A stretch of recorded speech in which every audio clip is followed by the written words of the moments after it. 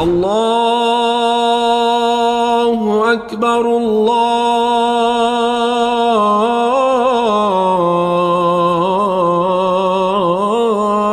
أكبر. Assalamu alaikum and welcome to the Islamic Center at New York University podcast, coming to you straight from the heart of New York City. We're building an amazing Muslim community here at ICNYU where everyone is welcomed and respected no matter where you're from or where you're at. This is the place to be. So open your ears and your heart and come along with us on another life-changing journey. Bismillah. Bismillah, walhamdulillah, wassalatu wassalam ala rasulillah, wa ala alihi wa sahbihi wa man wala.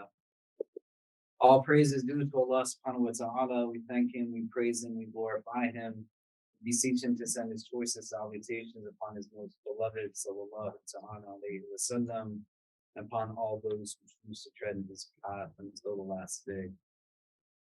So on Friday, I gave a khutbah here at the IC. We've been looking at verses from Surah Al-Furqan that talk about a group of people called the Ibad al-Rahman, the servants of Allah who are categorized in relationship to His divine name of Ar-Rahman. And we can talk about that in a little bit, but we went through about a dozen different characteristics of these individuals outlined in the Quran and Surah Al-Furqan. And the last verse that describes them says, وَالَّذِينَ يَقُولُونَ رَبَّنَا هَبْ لَنَا مِنْ أَزْوَاجِنَا وَذُرِّيَّاتِنَا قُرَّةَ أَعْيُنٍ وَاجْعَلْنَا لِلْمُتَّقِينَ إِمَامًا.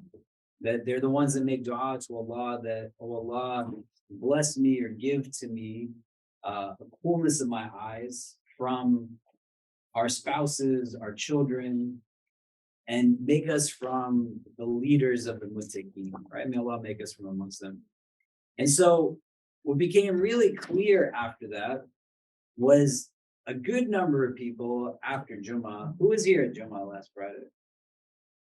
Oh, wow.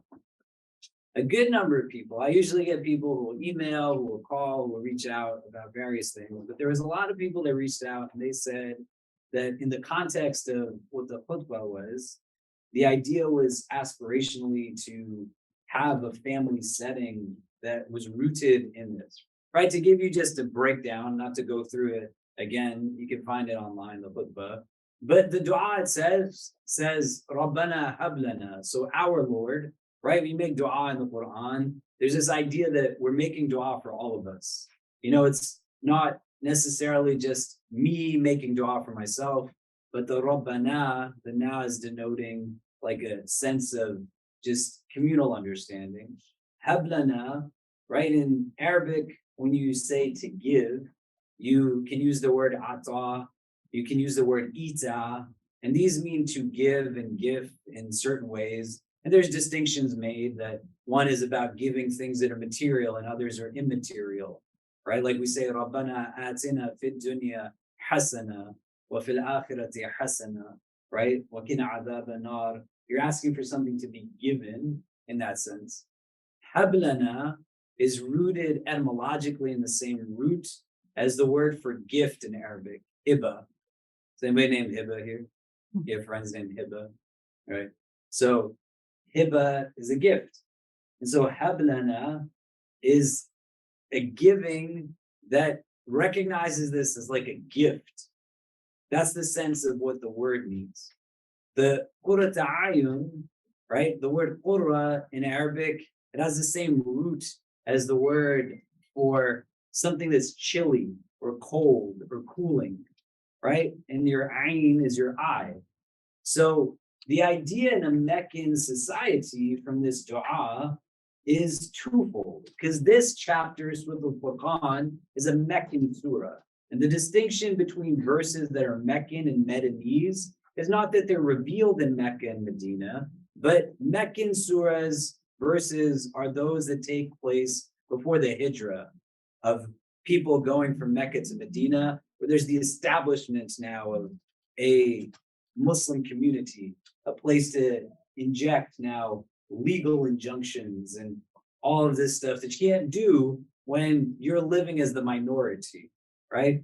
And so in the Meccan chapters, this is before they've established a community. So what's happening in the early years of Revelation, these verses are coming down to a population that all of them are converts to Islam, right?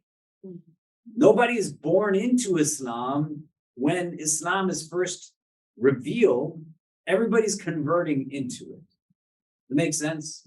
So the verse is giving indications about fundamental ethics and certain ethoses that Islam is built upon. But you have these people that are being told to make dua, who many of them are likely the only Muslim in their family. And they're making dua to Allah that, Ya Allah, give me the gift of a coolness in my eyes that stems from my families, these relationships that I have, these most immediate relationships.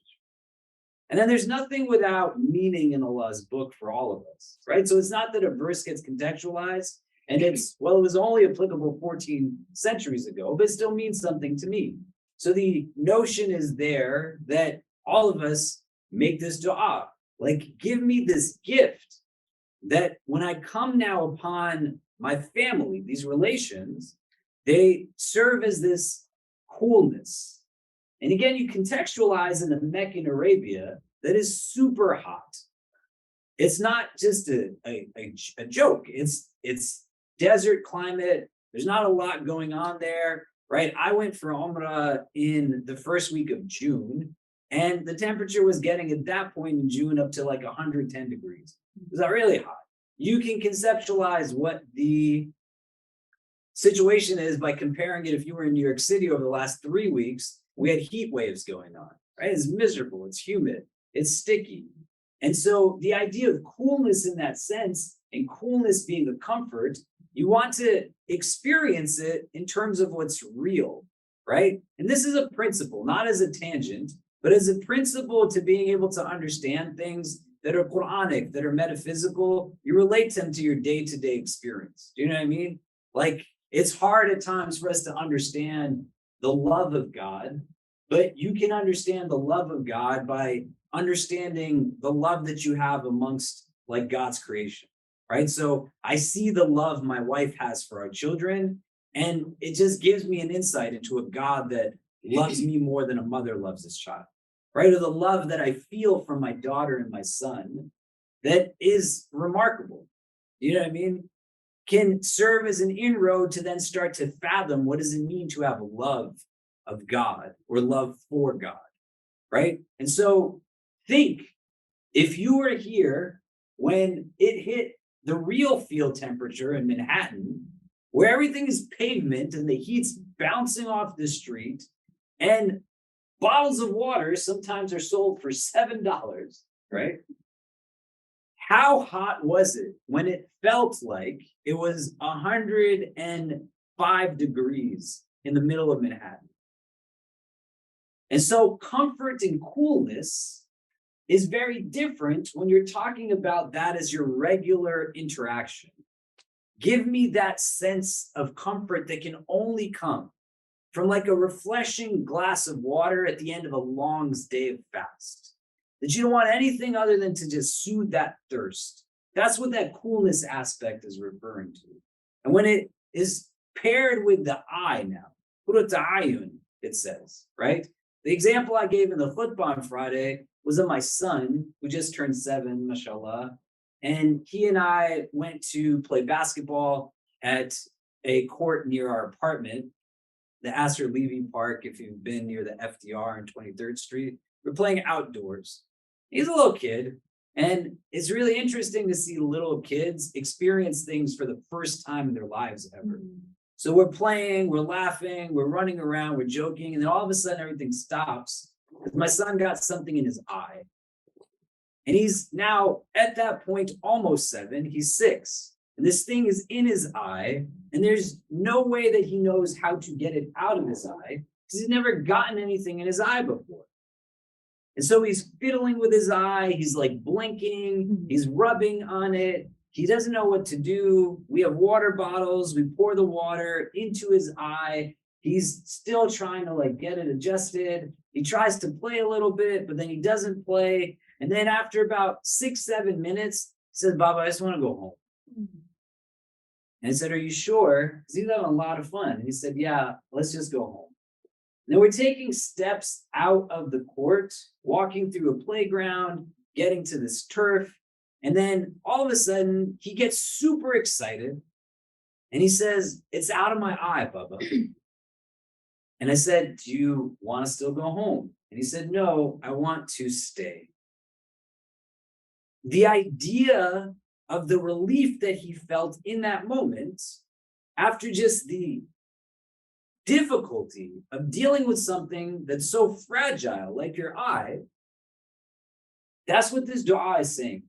That give me the gift of feeling that comfort in my perception when I see my family, when I see the people who I have close relationships with.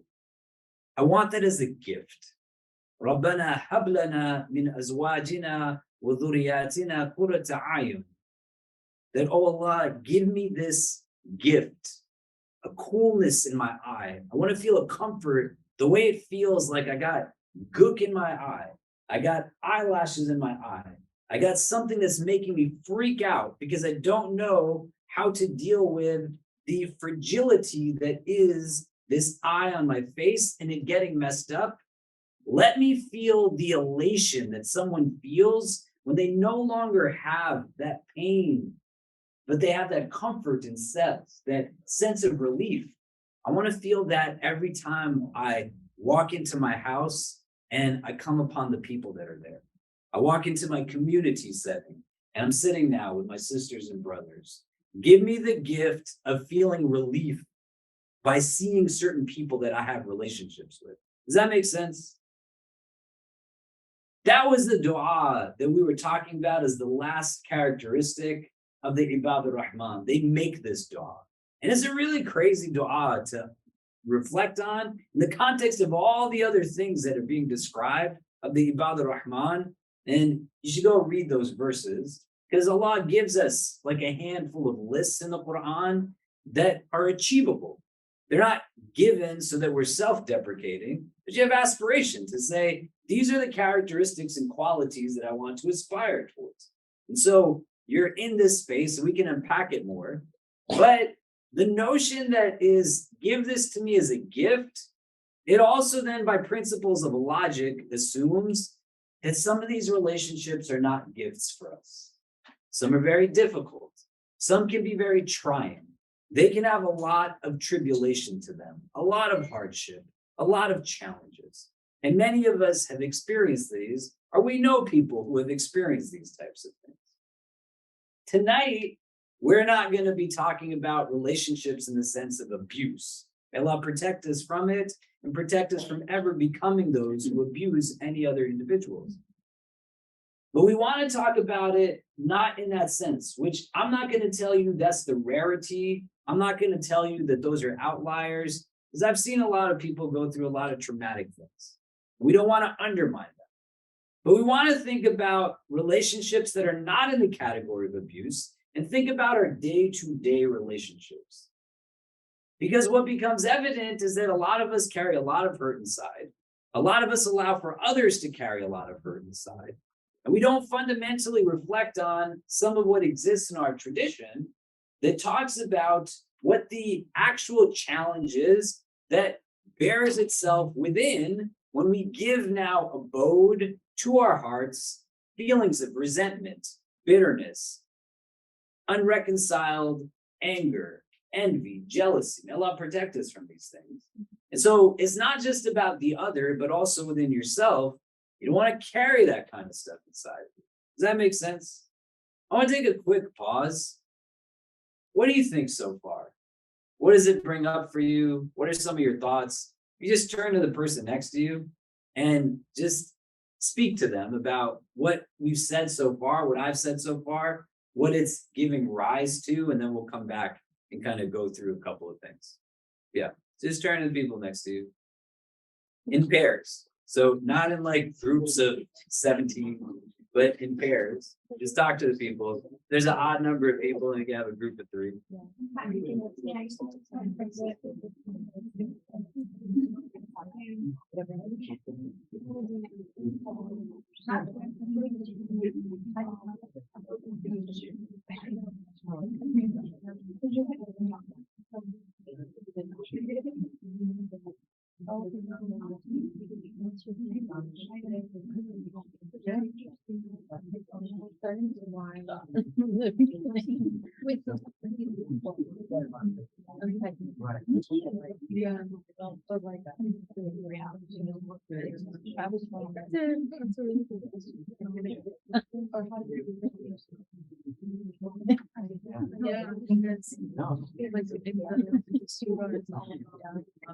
When they pass by, like ignorant people, they like walk us to how they and the very much so. Yeah, but like themselves. Like I wonder where why that fits in. They start how they start maybe it's like I mean back then maybe it's like when they hear like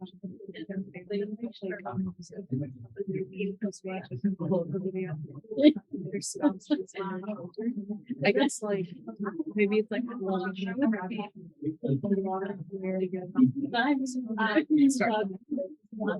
and maybe that if you have places in time that give you like that and like it's a lot easier like a lot I guess a lot more to be able to go outside also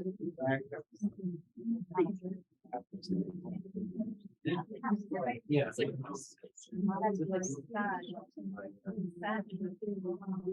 lot of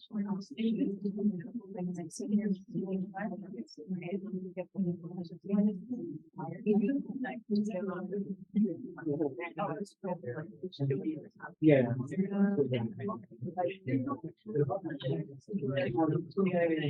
Yeah. And also the family has the potential to kind of like get on your nerves and because there's yeah. So like if you master yourself with your family, then like I feel like everybody inside of your household it's not but it's yeah it's more yeah right? And then like if somebody really doesn't know you're outside you always know you have somebody yeah. I never thought of that. Like why alone with the fact it's like yeah, it's more about like how we become certain conversations, but that's not specifically about like someone like giving us. Okay, so what are some of the things that are coming up for people right now? What did you talk about in your group? Who wants to start? You can start. Yeah, go for it. So we discussed how like the dua Rabbana hab lana min azwajina there's like a strategic purpose to why Allah subhanahu wa ta'ala put it in that surah after talking about like how we can show up. But that dua is more about Allah giving to us. So we were talking about like why or what is the like what is the meaning behind that. We don't have like a conclusion. We were just discussing. Great. What else?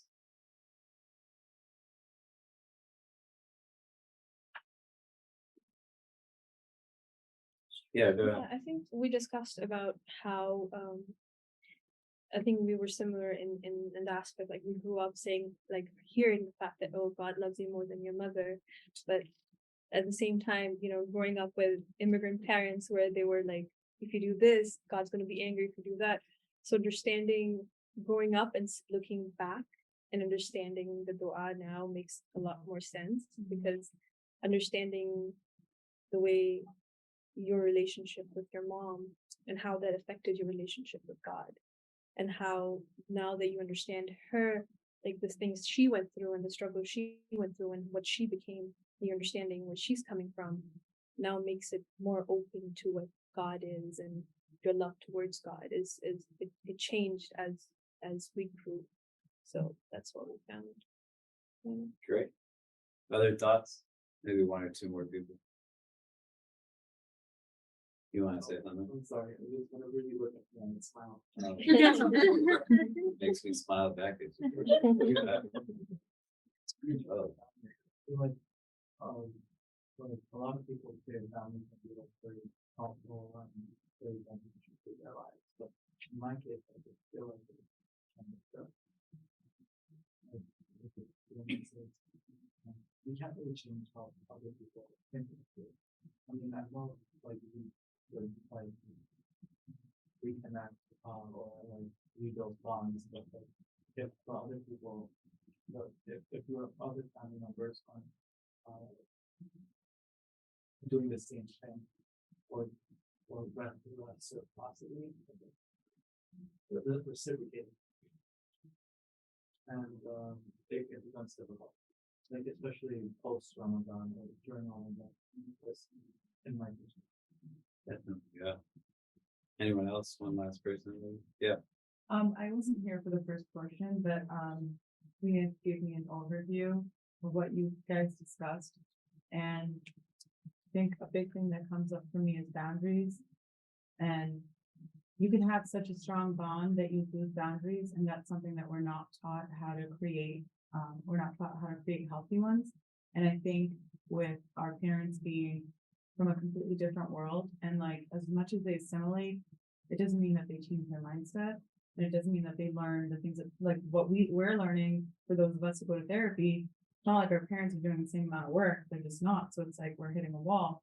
But anyways, what it brings up for me is like the enmeshment theory and how important boundaries are in building a bond, because it can go too far. You know, even good can go too far, you know. So that's how I feel. That's what So we want to be able to start to create boundaries. We want to be able to understand ourselves through some of these things. Because fundamentally, you're going to live in this world, and your existence is going to have you relate to others, and will have others relate to you in some capacity. And those building blocks of our own individual growth is going to necessitate in some way, shape, or form that we are not going to live in isolation. We're going to come into interaction with people that we either have deep bonds with, we have very tangential, cursory relationships with. We want to be able to know what to do when something doesn't go so well, right? And what is the impact back to me as well as the impact back to the other? Because ours is a tradition that does not exist purely in the prism of externals. So it's not just that I feel something and it impacts what's going on around me. What can manifest itself can give deep insight on what's going on inside of me. But the deeper rooted impact goes within. And it's a struggle. It's not easy. And the ability to harness is something that can then have residual impact that is yielding a lot of benefit, both in this world and in the next, right? There's a story in our, tradition. Anas ibn Malik was known as the Khadim of the Prophet sallallahu alaihi wasallam. He's a young boy who spent a lot of time with the Messenger of God. And so he narrates this hadith where he is with the Prophet and people in Medina. And the Prophet, many of you probably heard this hadith, is with them. And amongst them is another companion by the name of Abdullah ibn Amr ibn al-As. And the Prophet says to the people that are gathered, do you want to see somebody who is a person of Jannah, a person of paradise? And they say, yeah, of course we want to see somebody like that. And so their anticipation is that the individual that's going to come forth, somebody who's well known, a person of, kind of outstanding reputation, then somebody comes who is just an everyday Ansari person. He's got like a fresh wudu, a sign indicating he just washed up for prayer. And the next day, the Prophet says the same thing. The same person passes. The third day, the Prophet says the same thing. And the same person passes. Abdullah ibn Amr ibn al-As, he wants to know what's making this person so unique that the Prophet has now thrice said, this is a person of Jannah. And so he says to this man, I'm having a quarrel with my father. Can I come stay in your home? And he's given permission to stay there for 3 days. He stays and 3 nights, sleeps in this person's house. And what's really important to note is that the companion doesn't dig deeper into it. What was the fight about with your dad? Tell me your business. He's just asked, can I stay in your home? He says, you can stay in my house. And after observing him for 3 days, 3 nights, he says there's nothing unique as such that this person does. And so on the 3rd day's conclusion, he says, look, I'm not fighting with my father.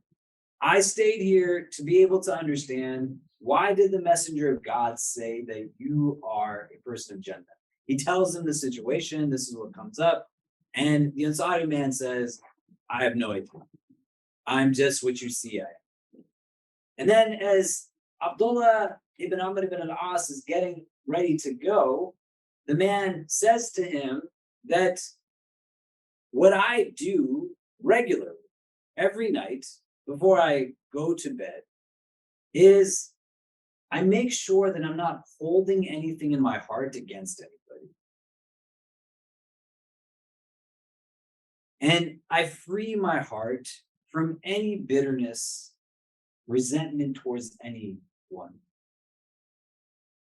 And Abdullah radiallahu anhuma, he says that this is why you are a person of Jannah, and this is what we're incapable of. It's not meant to be an idealistic narrative, but you want to trickle it down now to human development. It's very natural that somebody wrongs you, that you have resentment. Nothing that we experience emotionally in and of itself is good or bad. Allah is the one that gave you all of your emotions in the first place. They all have meaning and purpose to it. The way that we respond to emotions can be categorically good or bad. What we associate quite often with good, bad emotions can also be a very simplistic analysis through a prism of emotional intelligence. Because if feeling joy is good, but I feel joy at your misery, then that's not a good thing. If feeling anger is bad, but you're not angry at injustice, oppression, you hear about Black people getting shot in the streets. You hear about children getting locked up in cages at our borders. You hear about all kinds of gross inequities, and it doesn't get you upset. Probably a problem.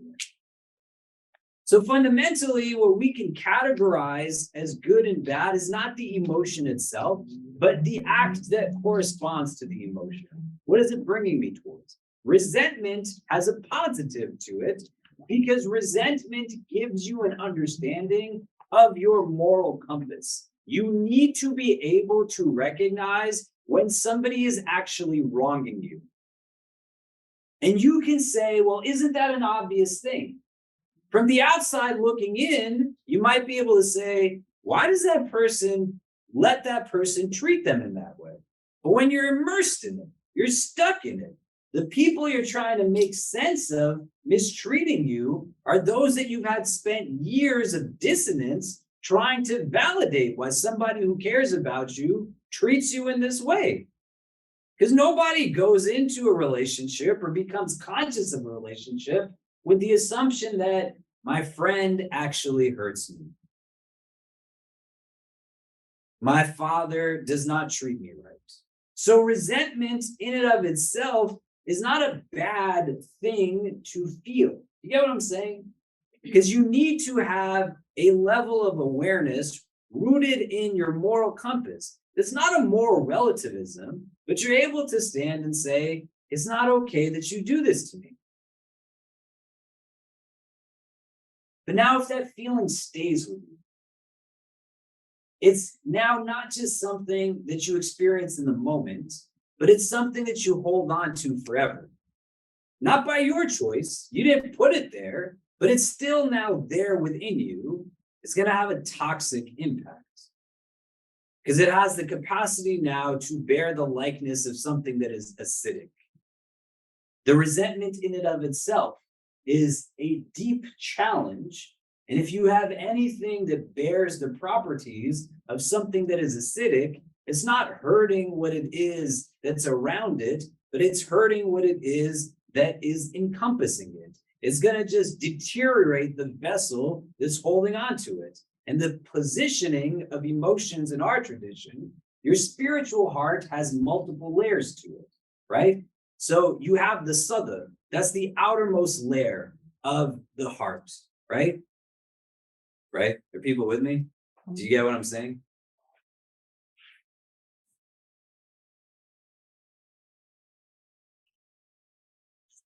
So you have your heart, right? So we have the sadr, like we say, Rabbi shrah li sadri, right? Musa alayhi salam makes the dua that, oh Allah, expand for me my chest. You know, he's not talking about his physical chest, right? Or we say in the last chapters of the Quran, right? Alladhi yuwaswisu fi sudurin nas, that shaitan whispers into the sadr of your being, right? It's the outermost layer of your heart. You have the spiritual heart, has the other layers, the qalb. You have what's called the fu'ad, and you have what's called the lub. We're not going to go into all of it, but the fu'ad essentially becomes the seat of emotions, right? So in the Quranic narrative of Musa alayhi salam, when Moses' mother is described as she is letting go of her infant child, the anxiety she feels is associated with her fu'ad. So when you're giving resentment now, not a temporary abode, but a more permanent abode, it's sitting within a layer of your spiritual heart. Does it make sense? And if it stays there for so long, this companion is seen as a person of paradise. And he says, this is what I do regularly. We'll talk about in a minute steps to it. So it's not just ambiguous, but he's addressing actual things. He doesn't say, I don't feel it. He doesn't say, I don't get upset. I never have anger. He says, I don't hold on to things. I don't let it just sit with me. I don't keep it there. And that's not for the sake of the other. Forgiveness is not for the one being forgiven, but forgiveness is for the forgiver. And so we want to be able to extrapolate, because now this person, all of him is connected to the rest of them. And a heart now that carries unrelenting resentment and bitterness is going to find its presence in other decisions and in other actions and in other choices. And then it'll have consequential presence in what's going on. So you wake up the next week, it's still sitting in there, and your deeds are going to be reflected through its presence. You let it go, it's not present now, and how you decide what I'm going to do the next day, the day after. And so the culmination of it is resulting in a person who's able to feel freedom inside, not suffocation, is not imprisoned within themselves. And then the end result is that person's a person of paradise, because the heart is seeing the world in a different way. Do you get what I mean? The other ways we want to think about this is rooted in now how we, as a principle in our relationship with God, that there's a variable of how we relate to others impacting how we relate to the divine. You can't have this conversation in a way that's devoid of reality. So understand the principle objectively. Don't jump to mesh it into your life. Because just like that verse we just said, الَّذِي يُوَسْوِسُ فِي صُدُورِ النَّاسِ, Shaitan's going to get you where you're most vulnerable. Not where I'm most vulnerable. It's going to get you where things stick with you. So if you have some difficult relationships, you're going to try to get to that in the crux of this conversation, but you don't want to seek to employ a mindset that, again, barring situations of abuse, two people create a dynamic. And that dissonance is going to have us at times take on a lot more blame than we necessarily need to, or have us get pushed back to memories that are infused with hard conversations, arguments, quarrels, irreconciled emotion That's not what the point of this is. So the ways that we know that these things impact our relationship with Allah. You've likely heard a lot of hadith that are like this. We have hadith, for example, that says, he who is not thankful of people is not thankful of the divine, right? That if you don't thank or show gratitude to others, then you're not showing gratitude to Allah. You have hadith that say very clearly, people are harsh with others, Allah will be harsh with them.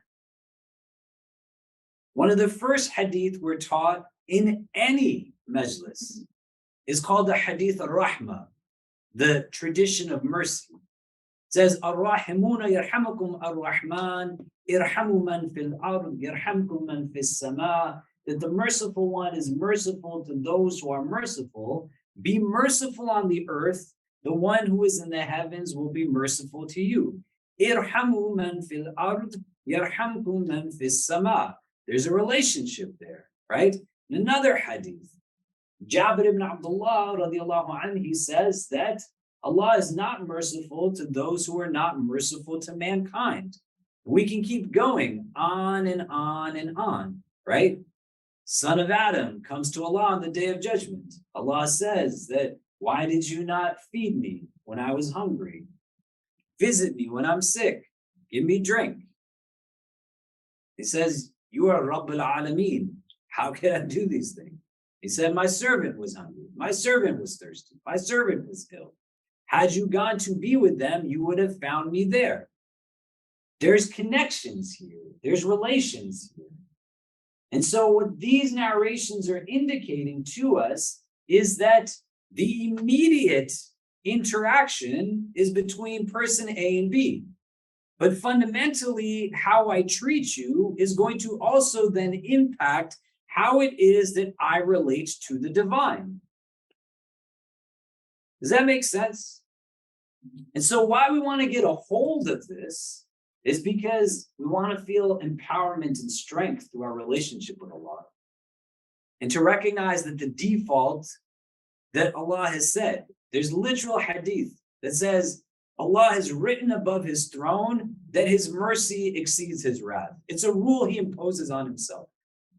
So the dynamic that I have capacity to influence in my relationship with Allah is just the presence of myself that I bring to that relationship. And this is not a good or bad type conversation. You don't want to think about it in that way. But at the juncture of life that we find ourselves in, having regular modes of inventorying what's going on with me so that I'm not giving myself the facade of healing or giving myself pursuits of complacency, but I want to have real contentment. I want to feel good and balanced all of the time. And so we become a product of a lot of different things, but there's fundamental relationships that we have elements that start off in a certain way, and then they just grow and grow and grow, and they start to build literally within us things that overshadow our prism and perspective. You don't want to carry that kind of heaviness inside of you. You don't want to have that kind of hurt. You have people that are not reciprocating. You still determine for yourself, though, how you relate to others with healthy boundaries. But fundamentally, you can have a boundary that is setting for you a sense of self rooted in self-care, or you can have a boundary that has now built itself up as a wall that has you constantly on the defensive. Stress is not a bad thing to have. Your stress is going to give you a sense of adrenaline. That's going to tell you, hey, the bear is about to attack me. I better run. But what if you felt that feeling the majority of your wakeful hours? And your body has now been overwhelmed for years because the default mode of existence is one of just stress that stems from irreconciled pain, bitterness, unending resentment, damaged relationships, And so the idea of rebuilding is not rooted in this notion that, again, Shaitan has victory over you, that says you're a bad person because you hurt. You don't want to think about it in that way. But you want to think primarily for the sake of your own inside, that you don't have to carry this pain.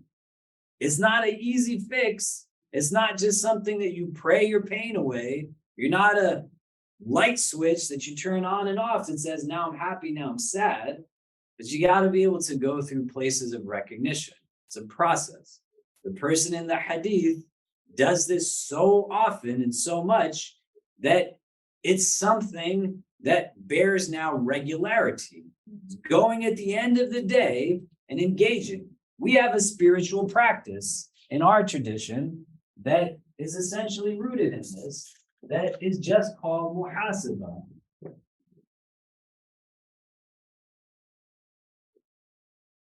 In it is the word hisab or hasib, right? Which means to take account, right? This is a self-inventory.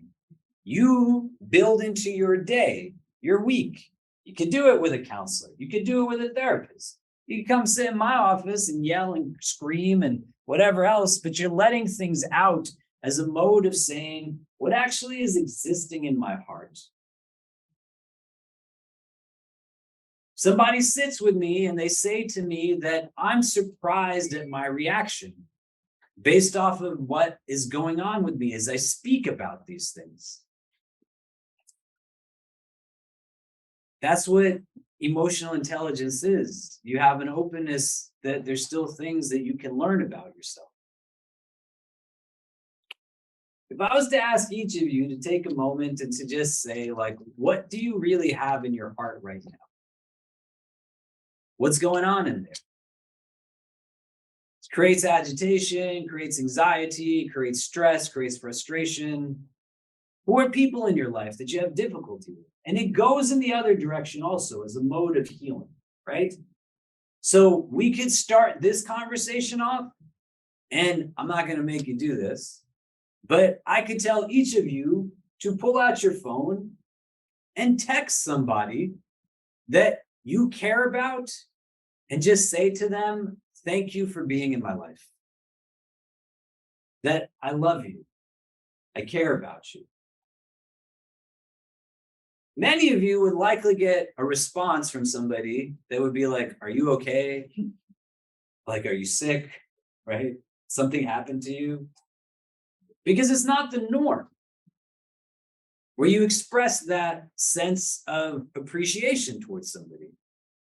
If your heart has overt levels of just living through thoughts of bad relationships again and again and again, and it's not experiencing you express recognition of positive relationships ever, then it becomes abnormal. Why is it abnormal to tell somebody you care about them? Right? Now you experience this, and there's an imbalance. That over here, the negativity is quite prevalent to the point that the positivity is so diminished in its impact, but it's so rare to experience also. Because if it's rare for you to express, then it's also rare for the person that you're not expressing it to hear it coming from you. Then they don't get to hear that you care about them, right? We see each other. How many times in a week do you and I see each other? Maybe 14, 20. We don't see each other 20 times a week. No, I don't know what you're doing. Yeah. so how away? Every time you and I see each other, what do you say?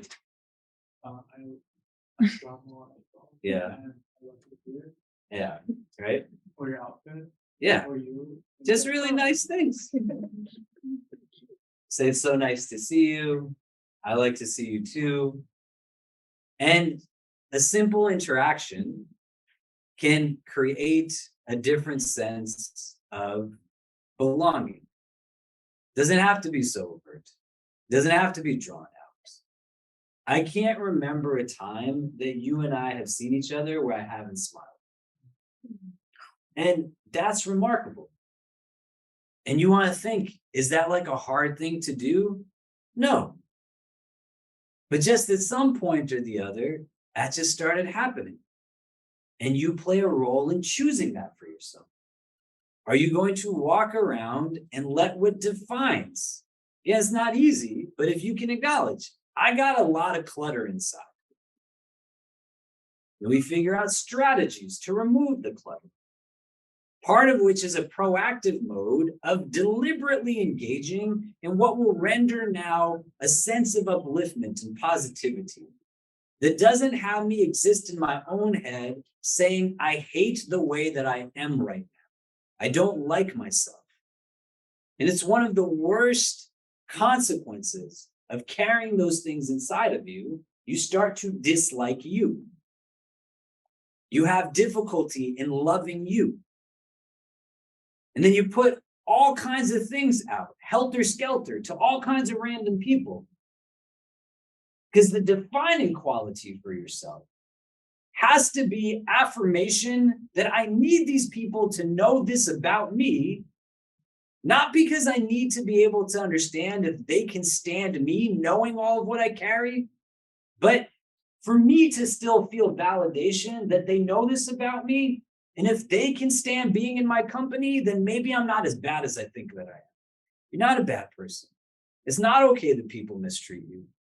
Your resentment can be valid. But when you live in that for so long and you're constantly talking within yourself, you're not just rebuilding relationships with others, but you also have to start to rebuild certain relationships with parts of you that you've been in negligence of. Do you get what I mean? Does that make sense? Some of you likely have had conversations with people that you're considering to get married to, significant others. Some of you might be on the receiving end of this.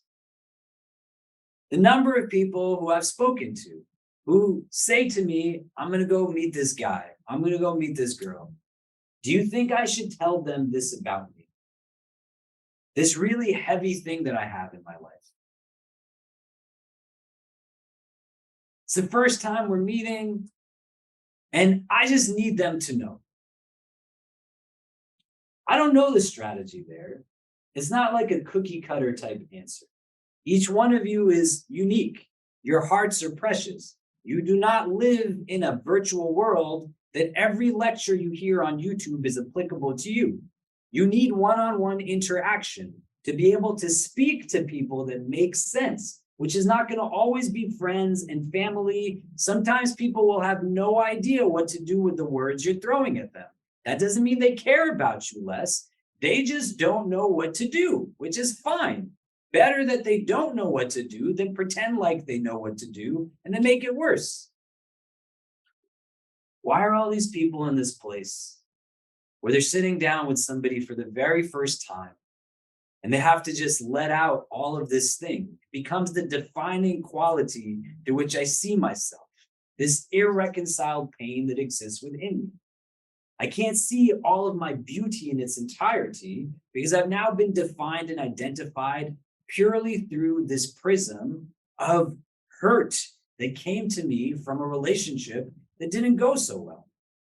When you're hearing this, you got to be able to understand that if you have the capacity to patch something up and acknowledge the pain that you have put into somebody else, you don't want to let it just keep going.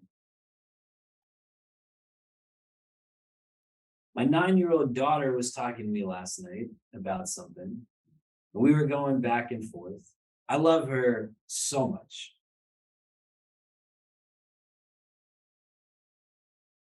And I'm talking to her about just the need to admit when you're doing a mistake. There's nothing wrong with it. And she's telling me, Baba, Kareem doesn't like saying when he's wrong. I said, Medina, baby, Kareem just turned 7 years old. He's still figuring out how to express himself in healthy ways. And he says, other people don't say when they're wrong, Baba. And I said, Jenny, have I ever told you I'm sorry for something I've done to you? And she said, yeah, Baba, you have. And I said, don't we still have fun together? And she said, yeah. And I said, do you see me walking around miserable in the world? She said, no. I took her to a water park on Saturday. I don't know if you've ever been there. It's called Splish Splash in Long Island. It's a lot of fun. My wife did not, she was at work, so my daughter, my son, and my friend Riyadh, the four of us went, and it was great. And I'm giving her insights on how you can still enjoy things and that it's not a problem. But my 9-year-old needs to be able to understand also that her father, that she sees speaking in front of various audiences and on television and here and there, still has to be able to apologize to his baby girl when he does something wrong to her. Do you get what I'm saying? So you have to be comfortable with the reality that if you have hurt someone, that you need to play a role in making it whole again. Why is this important? Even if you have to make it egocentric, in our theological understanding, on the day of judgment, before anybody gets to go anywhere for eternal existence, everybody's going to be brought together to be able to make things balanced. You're going to have to stand there with people in that moment, and the things that are not reconciled, they're going to have to get reconciled. That means people owe you things, they're going to be taken into account. May Allah grant us all entrance into his Jannah without any judgment. Before people move, this is what we talk about. Your relationship with God is contingent in ways on your relationship with God's creation.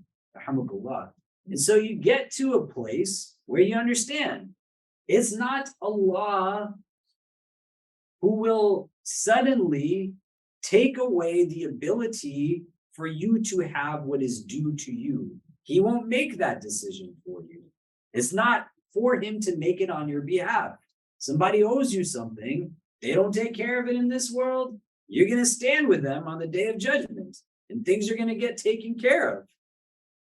Similarly, you owe something to somebody.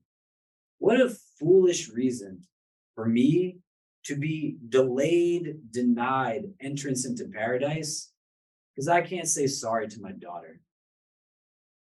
Can you imagine that?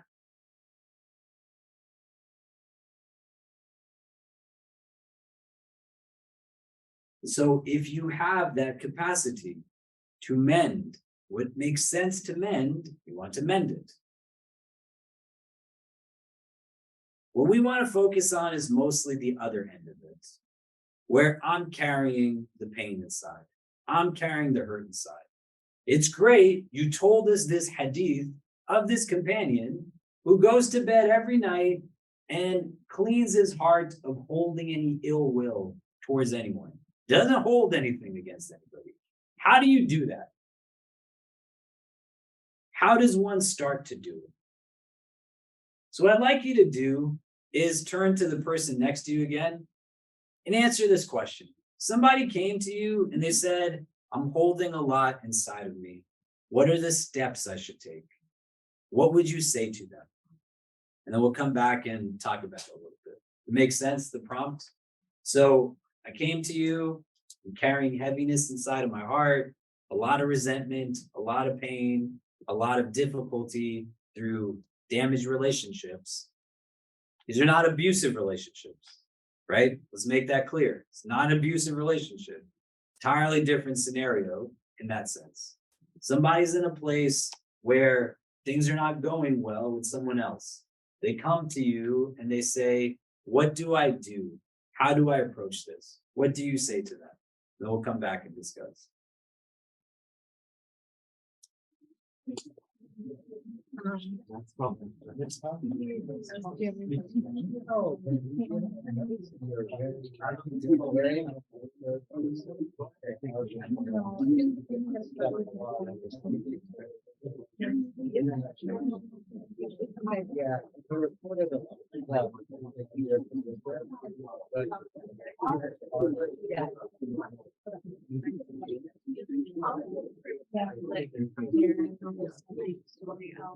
for them that you said,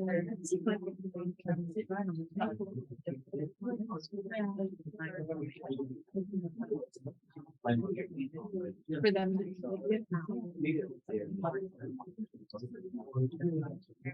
also be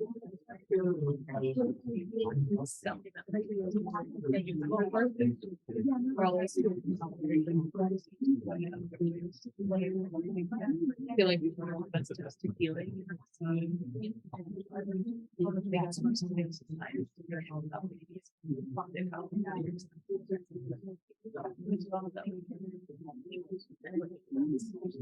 Everything is as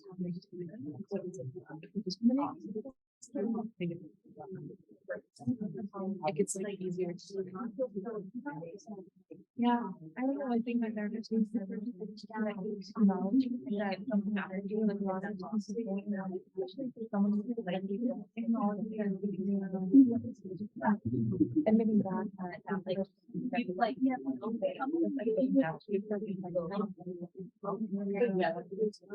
know, like talking out what role yeah, I don't really what yeah. It's like it's like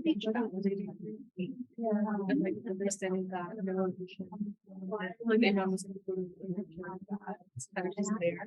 And so I think we grow up thinking that like bad to be upset or about to be hurt because you're your parent.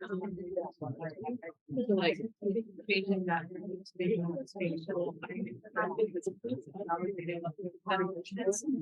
heard of that.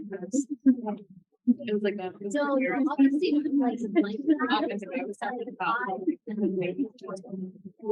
and was like I appreciate this and she like and he like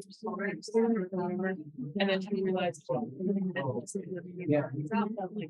feeling because as she did her process she realized that a lot of that even if you feel someone else that she was just so like so most of the times like how we perceive what happens to us is also based on what happens time. And I think like that happens to somebody who have a relationship with some it might be struggles that you have and just because like being able to talk through that I don't know, I feel like talking like getting it in your head.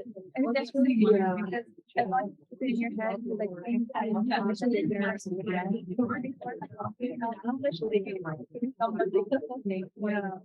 a lot of the times you start identifying he's a wife when the child along the way and I was big over like I like to stay in my head like I'm constantly thinking but like recently I've realized it's like so like powerful just to like even just like choose your thoughts specifically and so like if you like make it an intention it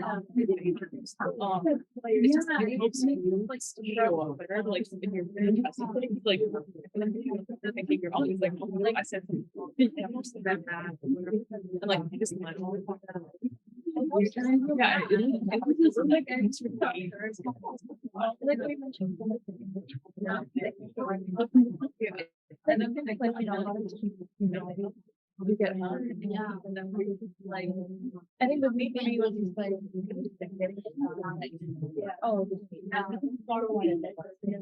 it's hard to especially it's like very painful. It hurts to hear a lot of people end up so much I love that. For example, it's like I think it's just like when it's just like a thing like you're so used to how bad that you invalidate like I know like I was like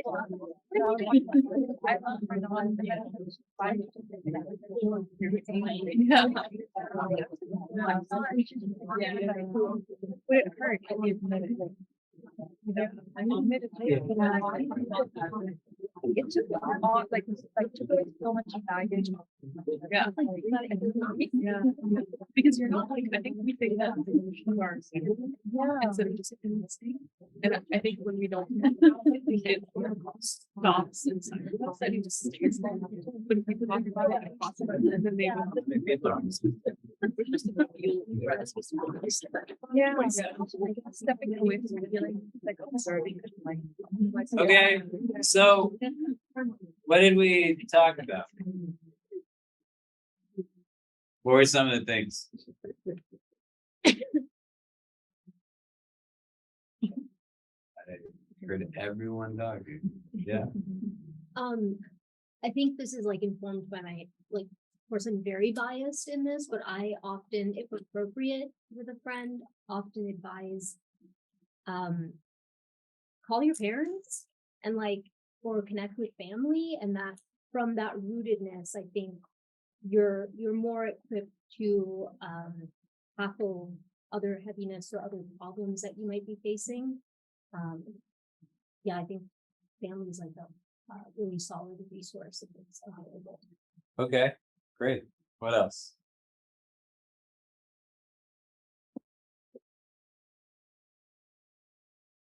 Yeah.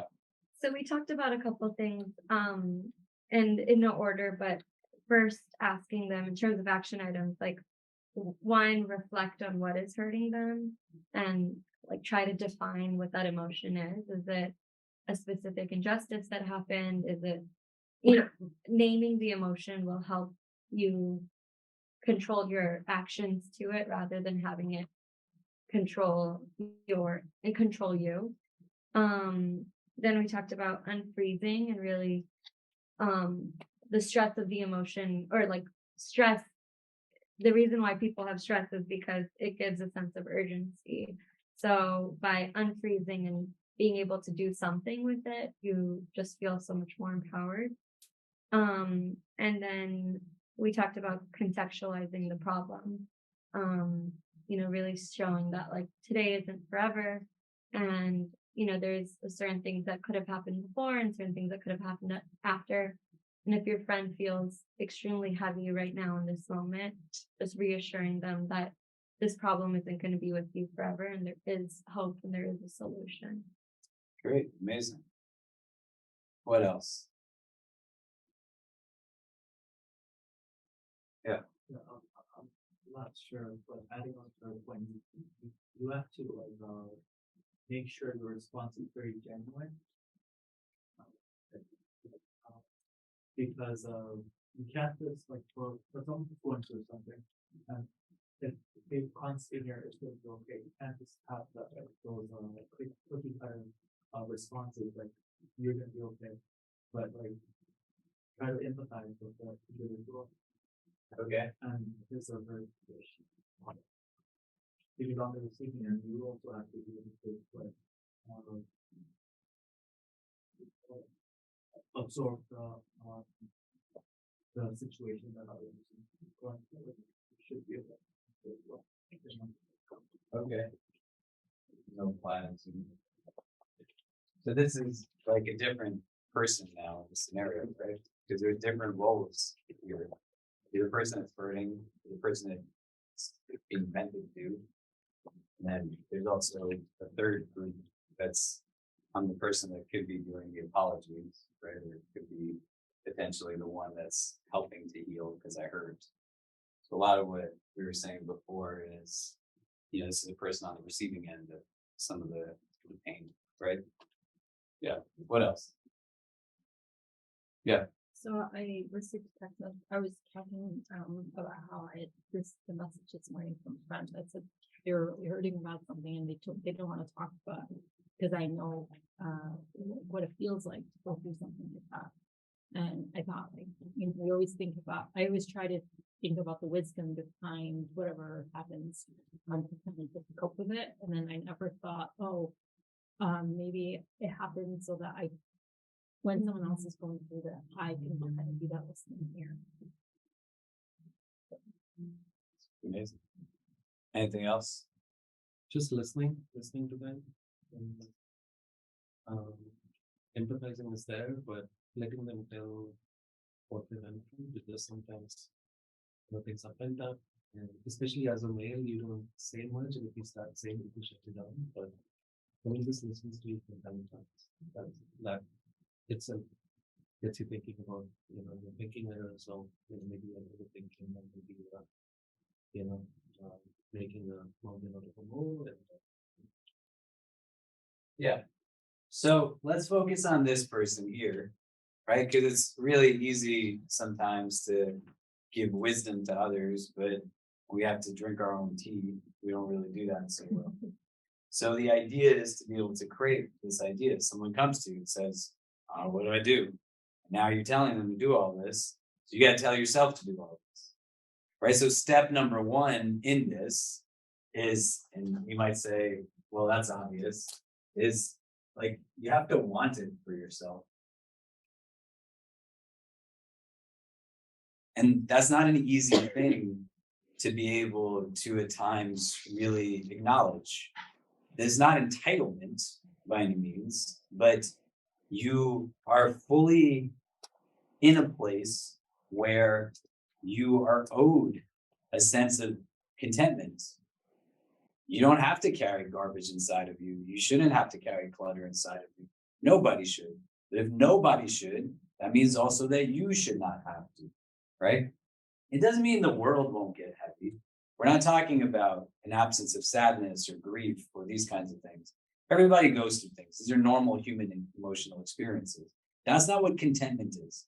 In our contentment, rida, you can have the experience of being content and simultaneously still be sad, right? You can have contentment and be angry. You can have contentment, balance inwardly, and be upset, and be annoyed, and be irritated. But in the sense of what we're trying to do when we're in a space of brokenness is we have to be in a place where we want to move forward. And you could say, well, who would not want to? There will be people who are in a space where this is the nature of the nafs, right? In our kind of psycho-spiritual model and framework of the self, the nafs does not want you to be courageous or bold. It wants you to be lazy. It wants you to do what's easier, but easier is not always better.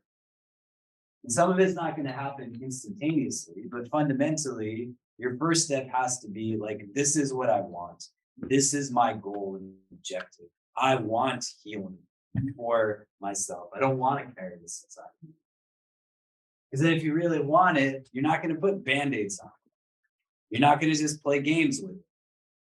It's going to be hard. It's not going to be easy, but you're going to go through what's necessary to get to a place where that balance is restored. Strategically, systematically, but in a way that fundamentally says, I know this is what's good for me. I know that this is what is best for me. And I'm going to push myself to get to that place so that I'm not just trying to get through my days, day after day, but I want to start to feel real long-term contentment and balance inside. Does that make sense? So you got to sit down with yourself and you got to like want it. Yeah.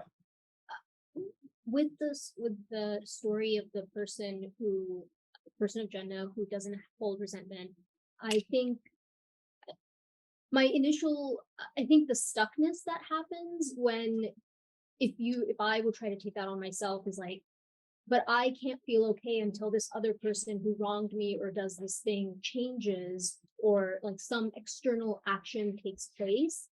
So I feel like whether it's like a certain level of spiritual development, but there seems to be like a detachment in the sense of like, this is the person I want to be.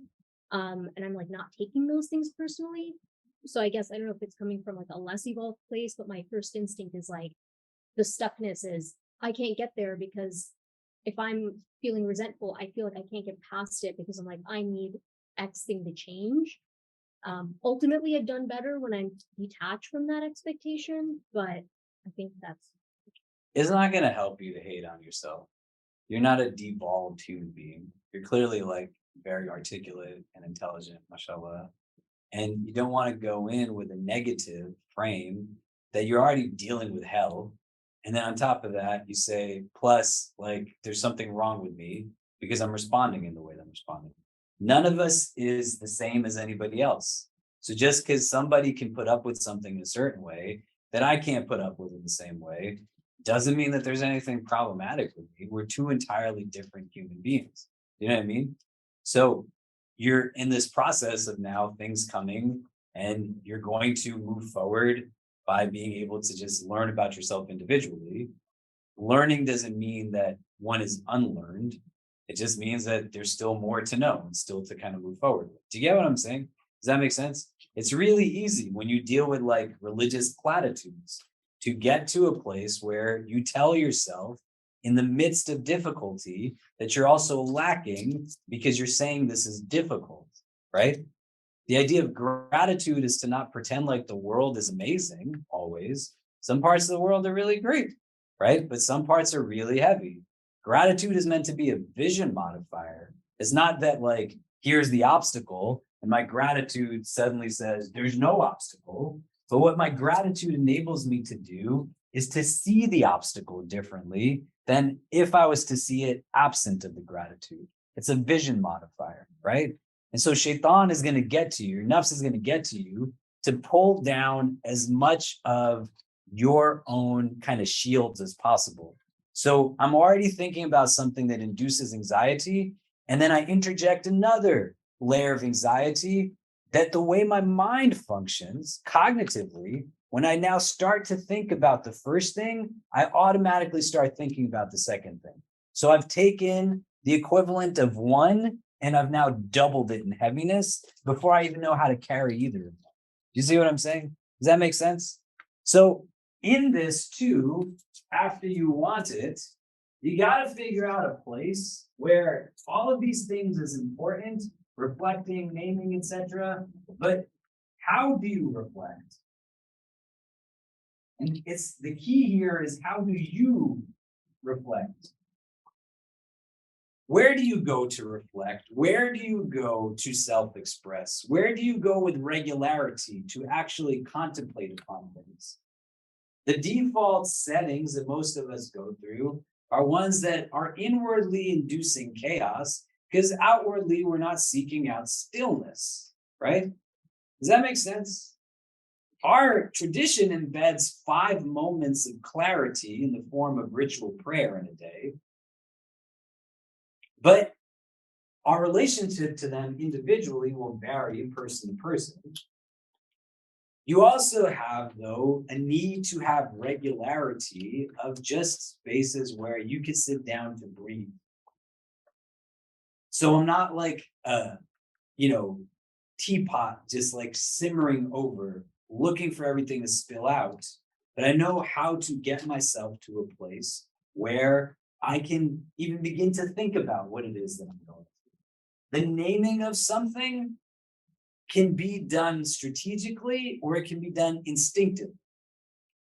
And if you do this at a point where you're not in a place of rest, and you tell yourself you're angry, you're lacking because of your reaction, and then you say it 100 times over and over, then you're going to convince yourself of anything. If you get to a place where there's stillness, and you allow for yourself to maybe not get fully to a place of homeostasis, but as close to it as possible, and then you try to name, right? I'm so angry at my friend. In reality, you were actually just sad. You weren't angry. But now you've told yourself you're angry, and you've also told yourself being angry is terrible. And then everybody around you is like, why are you such an angry person? And it's just anger. And then it's not that you're not coming up with solutions to it, but it's not working because you're not actually framing what the problem is. You're not angry, you're just sad. You get what I'm saying? So the accurate naming of it is the first bucket of emotional intelligence, the ability to accurately name and harness what you're feeling. And what it assumes is that there's constant miscalculations in the namings of things. There's like 31,000 emotions you can feel. If you open up your smartphone and you look through all of the emojis that you have access to. They are so nuanced to be able to express, whether you are making those faces or not when you put them into a text message. What they have done is created modes of expression that can identify with such specificity what you are feeling in conveying now to the person that's receiving it. You're not just using the same 5 words again: happy, sad, angry, whatever, right? But there's like entire lists of these things. You can feel all of those things. Do you get what I mean? But the minute you start telling yourself, I am this, then that's what you believe you are. The minute the people around you start telling you, you are this, then you're going to start thinking about it this way, right? You are a bad son. You are a bad daughter. Allah is not happy with you because you treat your parents like this. You are not a good wife. You are not a good mother. You are not a good sibling. You are not this. You are not that. It builds now core beliefs cognitively that come from the repetitive nature of these conversations, inwardly and outwardly. It's not going to be an easy fix, but you got to disrupt it by finding a place of stillness. Where do you go for that in the course of your routines? That you're able to have places of self-expression. Family can be this, but it also might not be. And not just because family might be the source of the problem, but sometimes you need objective places. Reflection doesn't have to be done in your own kind of individual space. You can take people with you to reflect. You can reflect with somebody. Most people, when they come and sit in my office, they're just taking advantage of a space to self-express. And most of what I say to them is what they said to me, but back to them so they could hear it differently. But they're in a place now where I care about them. I care about all of you, right? I don't hang out with anybody in this room. It's not because I don't want to, right? I would love to hang out with all of you, right? But you have friends that you have different relationships with than I have with you, right? You have family members who care about you differently. They're in a space where their own anxiety sometimes makes them solution-oriented. They don't provide empathetic listening. This second column is important because these are the people you want to be talking to when you're reflecting with them, not people who are going to listen to respond, but listen to understand. And not people who are going to just give you platitudes, right? Allah likes you to be merciful. What do you want me to do? Are you telling me I'm a bad Muslim? Most of what they're saying to you is because they don't know what to do, but they live in a solution-oriented society that says, I have to say something. It's not even coming from a bad place. They care about you. They don't know how to say, I don't know what to do. So you get to a place now where a therapist can be helpful, a counselor can be helpful, regular spaces where you just go to reflect. You can come and sit in this room that is quite often quiet, and you just look out the window. And you're just taking things in. So much of our tradition relates us to things that are elemental. You make wudu, you're touching water regularly. You don't have wudu, you engage in tayammum. You're literally touching the earth, the dirt. Your prayers are based off of a cyclical pattern of the sun and the moon. We went to Splish Splash on the weekend, and we didn't have any phones the whole day. So you can't go on a water park and water rides with phones, unless you're so addicted to your phone that I saw people holding these like large plastic kind of Flavor Flav type things that just had their, and they were so frustrated. We're in the lazy river.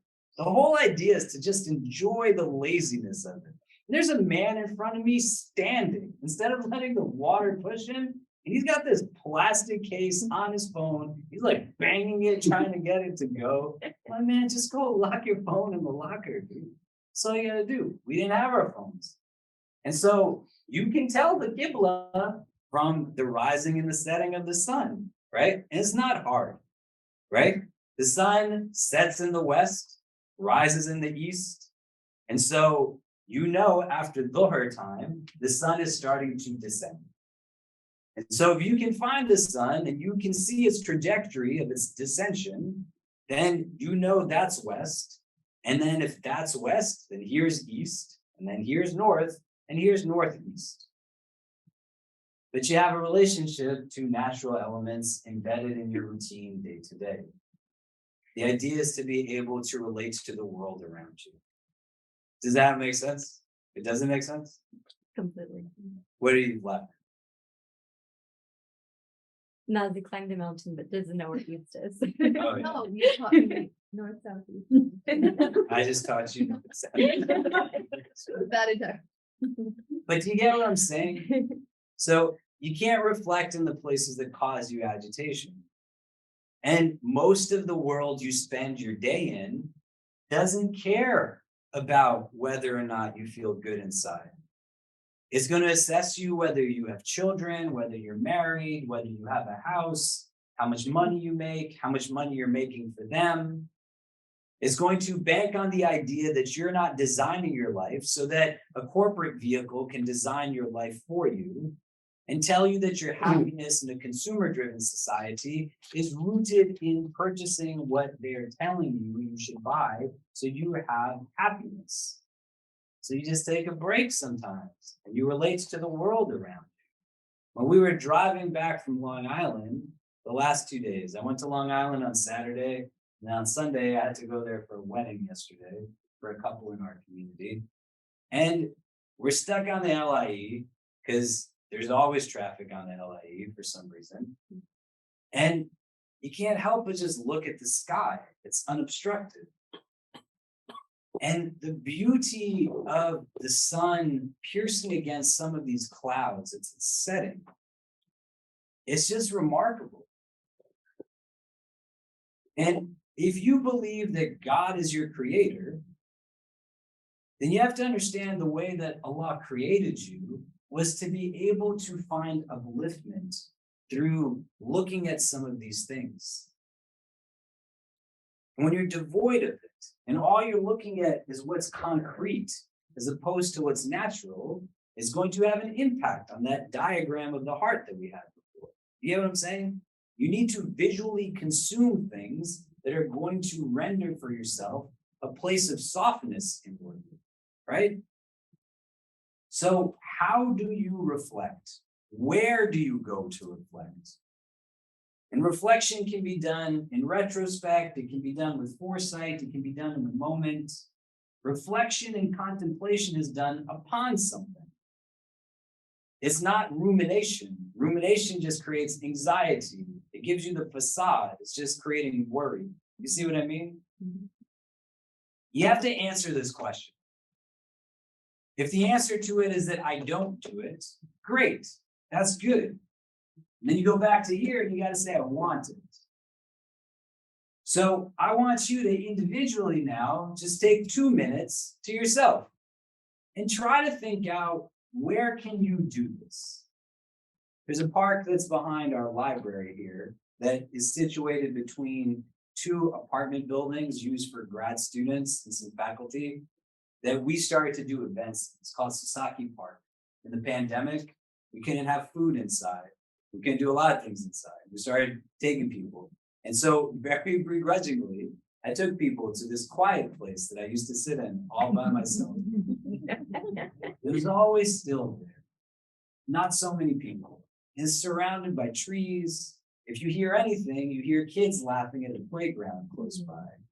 But there's nothing that you can feel other than just stillness in this kind of chaotic New York City constant, right? I love New York, don't get me wrong. There's times where I'll sit in my apartment, just in my bed, and I'll pull out something and start writing on it. A little space like in the couch where I like cushion myself into, doesn't have to be drastic things. You don't need to go and find something that's out in the middle of nowhere that's hard for you to access, right? The answer to this, living in New York City, can't be the place I go to reflect is the Prophet's Mosque in Medina. you're not going to go there every week, right? So it's got to be something that's accessible. It's got to be something that makes sense for you. It doesn't have to be a park, but it's got to be a place that doesn't create anxiety, a place that allows for you to tap into all of your organs of sensory perception so that you're turning inward with everything God has endowed you with to be able to understand what's really going on in my heart. You get what I mean? 2 minutes really quickly. Where do you do that? Just thinking in yourself. And as you're thinking about that, how often do you go to these things? These outlets, these spaces of reflection, these places that uplift you, that you like to be in the company of certain people or the presence of things.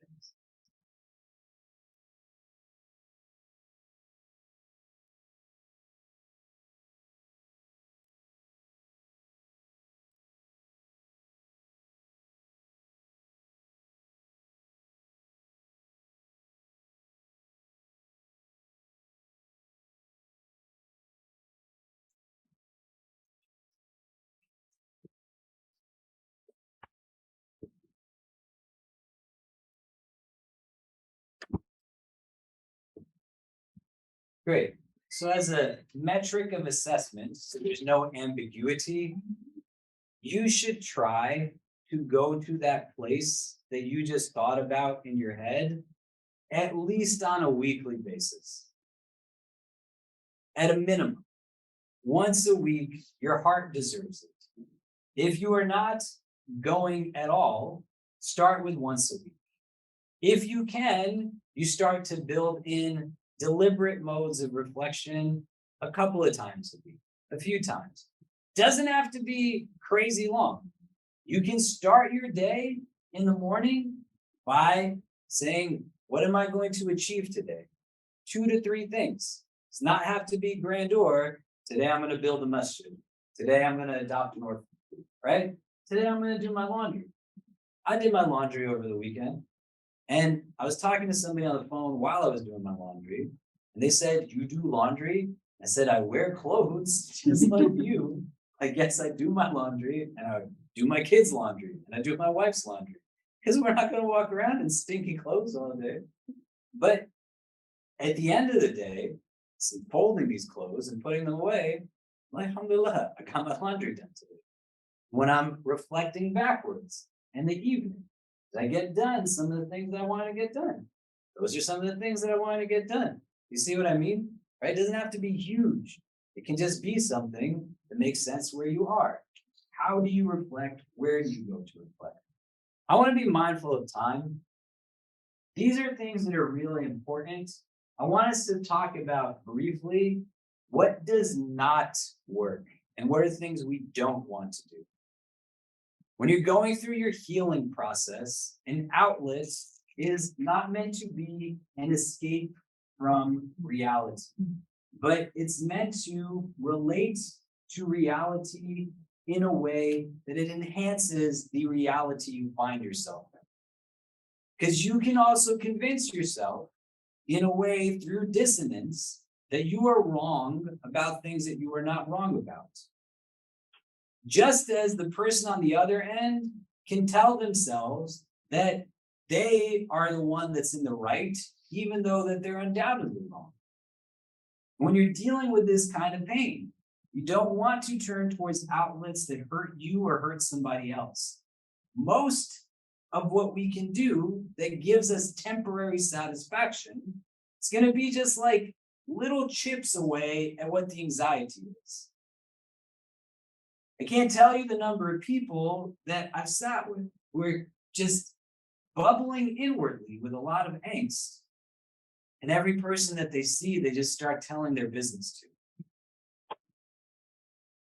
Doesn't mean you're doing something wrong, but it's not going to be strategic. You got to pay attention to the signs that your heart, that your body, that your soul is showing you. You don't want to turn towards things that give you temporary satisfaction. So the engagement of things that give you relief for a moment. And sometimes it's heavy. Sometimes it's really hard.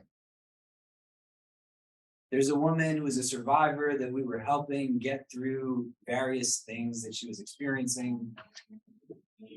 Had a family that forced her into a marriage that was physically abusive of her, married to a husband that was emotionally negligent and also physically abusive. And I won't go into details to be triggering, but it was heavy. She gave me a diary she wrote in every single day that she was stuck in this marriage, and just reading it was something that was heavy, let alone imagining somebody lived that thing. And when I asked her, how do you cope with it? She said, why would it be wrong for me to drink something or smoke something that causes me to lose awareness when every wakeful moment of my life is hell? Now, I didn't say to her, because I'm supposed to be in this box, oh my God, that's haram. What are you talking about? Because that's not where she's at. Do you get what I mean? But fundamentally, in the long term of the conversation, it's not going to be helpful to her to have that as an outlet, because it's going to just be temporary. It's not dealing with what's there. It's just having you escape from it. You get what I mean? So when you're dealing with this pain, you don't want to turn towards things. Pornography, substances, these are things that outwardly we can say are just very, very easily discerned, right? But you can turn that into being in a place where that's just watching TV for hours, eating in ways that don't make sense, sleeping excessively, being in a place where you turn towards shopping, gossiping, backbiting. You can even build resentment as an outlet that gives it more weight. Because when you display resentment towards someone and you say to them, you're wrong in treating me in this way, it can give you a sense of strength, right? Somebody talks to you poorly and you put them in their place and you say, you should not talk to me like this. And you got the adrenaline going, saying, I'm standing up for myself. You can want to feel that so badly that you relive that moment again and again as a way to energize yourself. And then it's sticking with you in an unhealthy way. Do you get what I mean? And so these outlets have to be things that get you to a place of long-term balance, not just temporary satisfaction. There's got to be a strategy to it. And I'll give you an example anecdotally that I've shared with some of us in different halakas before individually. And then I'm going to wrap up for today because I want to give people a chance to make wudu if they want. Maghrib comes in at like 7:55. The building closes at 8. So what the hope is that we're just going to stand and pray. 7:55, pray Maghrib together, short surahs, and we'll leave after the fun, right? So we'll wrap up in a few minutes so anybody can get ready. We'll call the Iqama right at 7:55 and we'll pray and everyone gets out of the building on time. The deal? Yeah. We don't get anyone waiting for us for too long. In the pandemic, I was in the midst of like a lot of different things in our community. You know, we serve 10,000 people here, alhamdulillah. And we become one of the key Muslim institutions in the city as a major house of worship. Whether that makes sense or not, to me it doesn't because we're university-based. But we get pulled into all kinds of things, especially now when it comes to assisting people in need. So before there were stimulus checks getting issued or being talked about, right in the first week of the pandemic, this community, you all, mashallah, raised in 3 days about $800,000 to issue micro cash grants to individuals who are in need. Rent evictions, lost their jobs, etc. You then raised even more money for funeral assistance, right? 30,000 people died in New York City. And in our community, in the first few weeks, we knew of 100 people who either passed away or lost loved ones before we stopped counting, let alone how many people were getting sick. You had abusers now stuck at home with their with survivors stuck at home with their abusers. People were in places where it was just very difficult. And so our staff is taking a lot of this in. I was carrying a lot of people's trauma. I got to a place where my weight went really high. I was heavier than I've ever been. I herniated 2 discs in my neck. I was going through random sicknesses. At one point, this whole part of my body broke out into hives. The herniated discs had this part of my body swelled up. I had to relearn how to use my left hand. And they were testing me for various things. They said, maybe you have liver cancer, maybe you have skin cancer. Alhamdulillah, it all cleared up. But probably a year into it, my wife said to me, you need to just kind of get away for a little bit. And so I was going to go with some of my friends to Lake George, and she took our kids to her parents' house in Michigan. And the day that they left, I was supposed to leave the next day. And I found out after they left that my trip was canceled because COVID rates went up in Lake George. So I'm in my house by myself, my apartment. And I haven't been alone in my apartment for the entirety of the pandemic. My son is now 7. My daughter's going to turn 10 in December. So they were a few years younger at the onset of this. They're constantly running around. There's always noise. There's never like a place of just being alone. And now it's just silence. And I start to miss them. And as I'm missing them, which is not a bad thing, my mind now starts to go back to other memories. When you experience heavy things, those feelings innately attach themselves to memory. And in my head, I start remembering other times when I felt alone. And I start remembering fights I had with my wife when we first got married. It's our 11th year of marriage, alhamdulillah. I'm thinking back to things from like 8 years ago, 9 years ago. She calls me that night from Michigan. And as she's talking, I'm not hearing a word she's saying. But just as her voice is going through my head, all of my thoughts are just tell her about that fight and say that thing. And I'm not listening to a word. And in my heart, I'm saying, man, you better not say anything because you know it's going to mess things up and she's not going to hear any of it. And it's going to make her trip worse. And you're going to sit here and you're going to feel more anxious because you are scared of your wife and you're going to worry what she's going to come back and say to you. So I didn't say a word. And the conversation lasted literally 2 minutes. And then I hung up the phone. I ordered a burger from Tallgrass on 11th Street and 1st Avenue near my apartment. I live on 23rd and 3rd.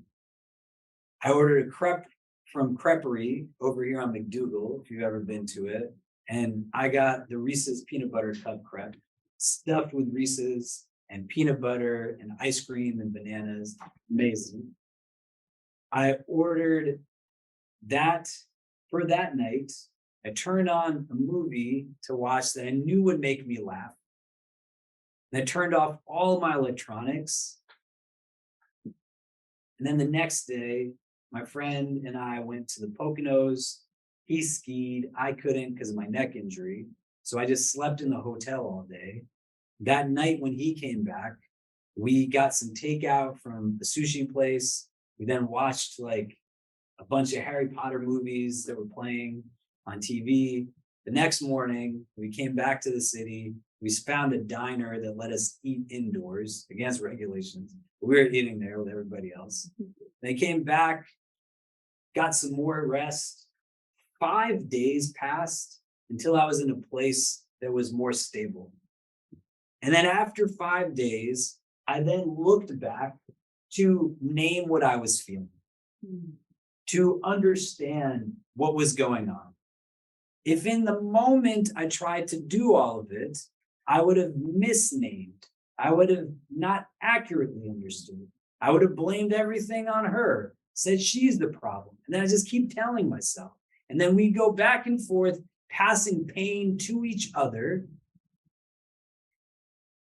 And then it would just create more hurt in the long term. So the outlet is rooted in reality. Because I wasn't eating those things or watching that stuff as an escape. but I knew I had to get to a place because it wasn't even in a vacuum. The whole year before it was dealing with all kinds of things in the pandemic, and it's culminated to this place. All of you is attached to the rest of you. You don't have good work-life balance. You don't have good self-care strategies. You don't have ways to deal with life. And then life pushes you down. It's going to hurt 1,000 times over. Inshallah, that never happens to any of you. But you have to start building strategy into it. You get what I'm saying? As you get older, it's a lot different. My kids literally will fight with each other. And they will fight with other people on the parks that they go to. And 5 minutes later, they're all playing together again. Their emotional recovery time is very different than when you get older and the bitterness seeps in and all this other stuff seeps in. You see what I mean? You, in your first reflection setting, when you go sit in that place, pull out a notebook and say, what are my outlets? How do I take care of my heart? Not temporary satisfaction. What am I doing with regularity? I'm turning 40 this year. Alhamdulillah. I wake up every day excited about what the day is going to bring. I also wake up every day after Fajr. I pray Fajr, and you should pray Fajr. Not because you're throwing your back against a wall in defense, but it will give you metaphysical benefits to your heart. I go at that time to the gym for about an hour and a half. I'll finish at the gym. I'll take a shower. I'll read Quran in the morning, about a quarter to a half a juz. Because I exercised, I'll make sure then I eat something because my body needs it in response to that. I'll help get my kids ready for school, breakfast, drop them off to camp or school, whatever, get work done. Make sure in the course of my week, regardless, I took my kids to the water park, but also went with a friend of mine who I've known for 20 years, so that on a regular basis, I'm building deeper relationships with people. All of those things fit into your outlets. You control you in a broken relationship, not the other person. Do you get what I mean? Does that make sense? Okay. We hope you enjoyed our podcast. If you're inspired by the work that we're doing at the IC and want to help keep it going, subscribe to our podcasts, follow us on social media, donate to help support us at ICNYU.org, and most importantly, keep us in your continued du'as. Until next time, inshallah. Assalamu alaikum.